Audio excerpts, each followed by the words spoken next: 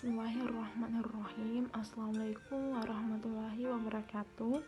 Pada mata kuliah kimia medisinal ini, kami perwakilan dari kelompok 1 akan membawakan materi yang berjudul obat anti kejang. Adapun saya sendiri bernama Andi Ayu Fajriyati Rahman, dan anggota kelompok saya ada Nurlika Syafitri, Adila Muhada, Abdul Muthalib, Jumarnawati, Ainul Fitri, dan yang terakhir Fikri Haikal. Nah, di sini saya akan menjelaskan tentang apa itu obat anti kejang. Obat anti kejang adalah senyawa yang secara selektif dapat meningkatkan sistem sel pusat dan digunakan untuk mengontrol dan mencegah serangan tiba-tiba dari epilepsi tanpa menimbulkan depresi pernapasan. Epilepsi adalah gejala kompleks yang dikarakterisasi oleh kambuhnya serangan hebat distremia otak disertai dengan gangguan atau hilangnya kesadaran, dan kadang-kadang disertai dengan pergerakan tubuh atau kejang, biasanya waktunya pendek dan terjadi pada orang-orang tertentu. Serangan epilepsi diklasifikasikan menjadi 4, yaitu yang pertama serangan kejang parsial, yaitu serangan kejang yang hanya terjadi pada satu bagian atau area otak saja. Kemudian yang kedua yaitu serangan generalis, yaitu serangan yang terjadi pada seluruh bagian otak dan mengakibatkan kejang pada seluruh bagian tubuh. Kemudian yang ketiga yaitu serangan kejang yang tidak diklasifikasikan. Kemudian yang keempat yaitu status epileptikus, yang merupakan kejang yang sangat hebat dan terjadi secara terus-menerus tanpa henti, dan juga mengakibatkan kontraksi otot yang sangat hebat. Mekanisme obat anti kejang. Salah satu hipotesis mekanisme kerja obat anti kejang adalah serupa dengan anestetik sistemik dan sedatif hipnotika, yaitu termaksud obat berstruktur tidak spesifik yang efektif farmakologisnya dipengaruhi oleh sifat fisika kimia dan tidak oleh pembentukan kompleks dengan reseptor spesifik. Pada umumnya, obat anti kejang mempunyai dua struktur karakteristik, yaitu gugus yang bersifat polar, biasanya gugus imido, dan gugus yang bersifat lipofil.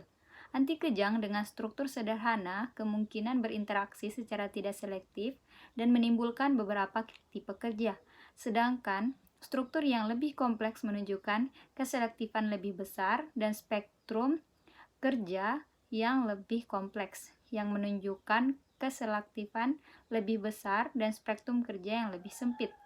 Kemungkinan lain, gugus yang satu dapat terlokalisasi lebih luas pada satu daerah reseptor lain, sehingga masing-masing gugus menyebabkan kerja kualitatif yang berbeda. Langsung saja, berikut merupakan turunan obat anti kejang yang mengandung struktur ureida. Yang pertama, senyawa turunan barbiturat. Yang kedua, senyawa turunan hidantoin. Yang ketiga, senyawa turunan oxalidindion. Yang keempat atau yang terakhir, senyawa turunan succinimida. Baiklah, selanjutnya di sini ada obat anti kejang.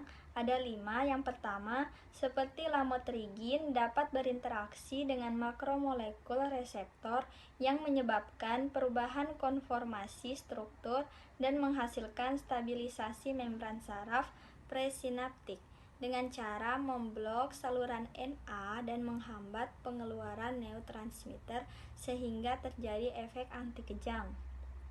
Yang kedua yaitu gabapentin. Dia merupakan GABA mimetik yang bekerja sebagai anti kejang dengan cara menghambat uptake GABA.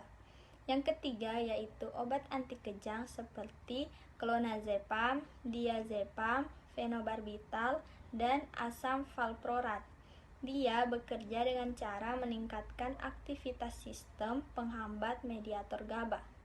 Yang keempat yaitu etosuximid, trimetadion, dan juga asam valproat yang bekerja dengan cara memblok aktivitas yang menimbulkan serangan dari leusin, enkefalin, karena diduga sistem neurotransmitter enkefalinergik terlibat dalam peristiwa hilangnya epilepsi.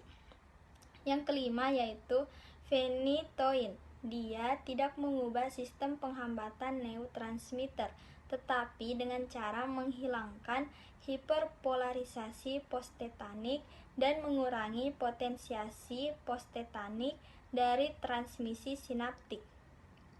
Efek ini mempengaruhi pengangkutan ion Na, Ca, dan K, serta meningkatkan kestabilan membran. Setelah saya akan melanjutkan penjelasan dari teman saya, yaitu struktur kimia obat anti kejang. Pertama, yaitu turunan barbiturat. Contohnya seperti fenobarbital, mefobarbital, metarbetal, dan primidon. Kedua, turunan hidantoin. Contohnya seperti phenitoin Na, mefenitoin, dan etotoin. Struktur kimia obat anti kejang, di mana struktur kimia obat anti kejang ini terdapat 5 bagian, namun nomor 1 dan nomor 2 telah dijelaskan oleh teman saya yang sebelumnya. Maka saya akan melanjutkan nomor 3, nomor 4, dan nomor 5. Yang pertama itu atau yang ketiga adalah turunan oksisolidion. Contohnya kayak trimedation dan premedation. Yang keempat, turunan suksinimidah, contohnya kayak mensukimid, mexukimid, dan exuksimid. Yang kelima atau yang terakhir, turunan benzodiazepin, contohnya itu kayak clodiazepaksid, diazepam, clobazam, flurazepam,